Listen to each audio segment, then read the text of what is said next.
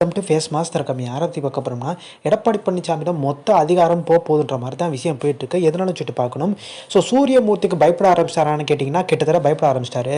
So Edappadi பழனிசாமிக்கு எதிராக பார்த்தீங்கன்னா சூரியமூர்த்தி மனு போட்டுக்கார். இந்த மாதிரி சாதாரண தொண்டர்கள் தேர்ந்தெடுக்கப்பட்ட தான் பார்த்தீங்கன்னா பொதுச்செயலா பதவி தொண்டர்களுக்கு மரியாதை கொடுக்கல, தொண்டர்களுக்கு முக்கியத்துவம் கொடுக்கலன்னு சொல்கிறதான் வந்து சூரியமூர்த்தியோட ஒரு வாதமாக இருந்துச்சு. ஸோ கோர்ட்டு போனார். அப்புறம் தேர்தல் ஆணையத்தில் பார்த்தீங்கன்னா பதில் கொடுத்துருந்தாரு. எடப்பாடி பழனிசாமி சைட்லேருந்து என்ன பதில் கொடுத்துருக்காங்கன்னா, இந்த மாதிரி சூரியமூர்த்தி ஏற்கனவே நீக்கப்பட்டவர், ஸோ எதிராக நீக்கப்பட்டார்னு சொல்லிட்டு நம்ம பார்க்கணும்.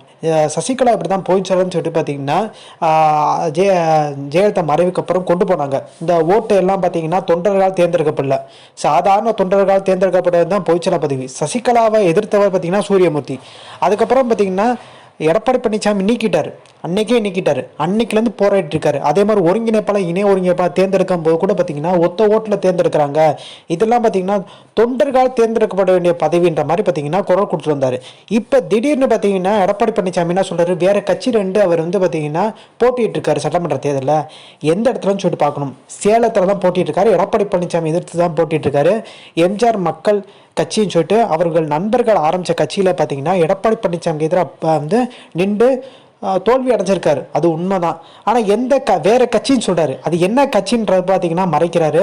யார் எதிர்த்து போட்டிட்டாருன்னு சொல்லிட்டு அதையும் பார்த்தீங்கன்னா கிட்டத்தட்ட பார்த்தீங்கன்னா முழுமையாக வந்து யாருக்குமே வெளிப்படையாக சொல்லவே இல்லைன்றதான் பார்த்தீங்கன்னா மிகப்பெரிய ஒரு வாதமாக இருக்குது. இன்னொன்று வந்து திருப்பி சூரியமூர்த்திக்கு வந்து கோர்ட்டுக்கு போகிறாரு. இந்த மாதிரி எனக்கு கொஞ்சம் அவகாசம் வேணும், கோர்ட்டு மூலமே போகிறாரு.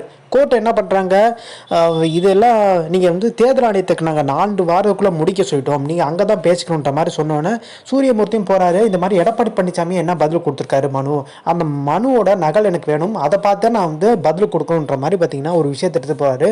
ஸோ எடப்பாடி பழனிசாமிக்கு எங்கே பார்த்தாலும் பார்த்தீங்கன்னா ஒரு நெருக்கடி தான்.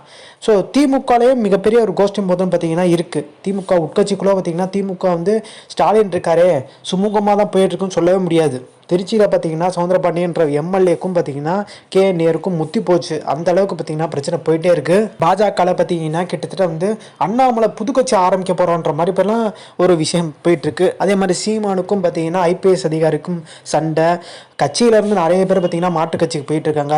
விஜய்க்கு பார்த்தீங்கன்னா இப்போ ஆலோசனையாளராக யார் இருக்காருன்னா ஜான் ட்ரவர் இருக்கார். ஸோ அவர் ஏற்கனவே பாமகவுக்கு பார்த்தீங்கன்னா ஆலோசனை சொல்லியிருக்காரு. அதே மாதிரி அதிமுக பார்த்தீங்கன்னா இப்போ இந்த ஆலோசனை சொல்கிறதுக்கு பிரசாந்த் கிஷோர் போது திமுக பார்த்தீங்கன்னா பிரசாந்த் கிஷோர் அணுகாமல் புது கம்பெனியை பார்த்தீங்கன்னா அணுக போகிறதா சொல்கிறாங்க. கிட்டத்தட்ட பார்த்தீங்கன்னா ஷோ டைம் சொல்கிற கன்சல்டன்சி மூலமாக பார்த்தீங்கன்னா இப்போ அந்த மூவ் எடுக்கிறாங்க. பிரசாந்த் கிஷோர் ஏற்கனவே பார்த்தீங்கன்னா ஒரு சில தேர்தலில் அவர் கட்சியே தோற்றுருக்கு. அதே மாதிரி பார்த்தீங்கன்னா இப்போ அவர் வந்து அதிமுக பக்கம் போக ஆரம்பிச்சிட்டார். அதிமுகவுக்கு பார்த்தீங்கன்னா ஆலோசனை சொல்ல போக ஆரம்பிச்சிட்டாரு. ஸோ நம்ம ஆலோசனையாளரை மாற்றிடலாம்னு சொல்லிட்டு திமுக பார்த்தீங்கன்னா ஒரு புது கம்பெனி அணுகிறதா சொல்கிறாங்க. ஸோ தேர்தலில் பார்த்தீங்கன்னா அந்த கம்பெனி பார்த்தீங்கன்னா என்னென்ன வியூகங்கள் சொல்கிறதோ அதுதான் திமுக பண்ணுறதா இருக்காங்க. திமுக 2024 சுலபமாகவே ஜெயிக்க முடியும். ஏன்னா அதிமுக ரொம்ப வீக்காக இருக்குது. பெரிய லெவலில் பார்த்தீங்கன்னா விஜய் கட்சியும் வந்து எழுச்சியாக வந்து போராடுவாங்களான்னு கேட்டிங்கன்னா இல்லை, சீனியர்கள் நிறைய பேர் இல்லை. ஸோ சீனியர்கள் கட்சியில் இருந்தால் மட்டும்தான் பார்த்தீங்கன்னா ஜெயிக்கிறதுக்கான வாய்ப்பு வந்து